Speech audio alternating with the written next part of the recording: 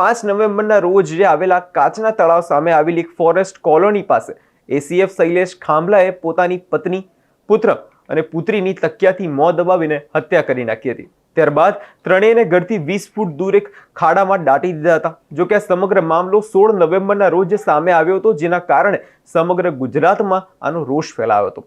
જે બાદ આજે હત્યા કેસમાં આખરે શૈલેષ ખાંભલાની પ્રેમિકાને કોર્ટમાં રજૂ કરવામાં આવી હતી, જેમાં એડિશનલ સિવિલ જજની કોર્ટમાં બીએનએસ કલમ 183 મુજબ બંધ બારણે તેનું નિવેદન લેવામાં આવ્યું હતું. આપણે થોડા સમય પહેલા જોયું હતું કે આ કેસમાં પોલીસને વધુ માહિતી મળી હતી કે વનકર્મી પ્રેમિકા સાથે ભાગી જવા બંનેએ પોતાના પાસપોર્ટ જે છે તૈયાર કર્યા હતા.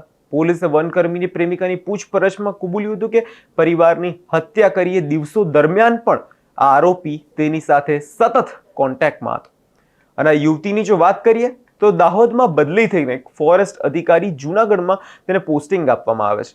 ત્યારબાદ તે ચાર્જ સંભાળે છે, પરંતુ અચાનક જ એક દિવસ તેને એક ખૂબસૂરત વનકર્મી યુવતી મળે છે અને એક બીજા સાથે તે વાત થાય છે. ધીમે ધીમે આ પરિચય મિત્રતામાં પરિણમે છે અને મિત્રતા બાદ બંને એકબીજાને મનમોહક રીતે ચાહવા લાગે છે. તેમજ સાથી જીવવા અને મરવાના જે સપના જે છે આ બંને એકબીજા જોડે જોવા લાગ્યા હતા.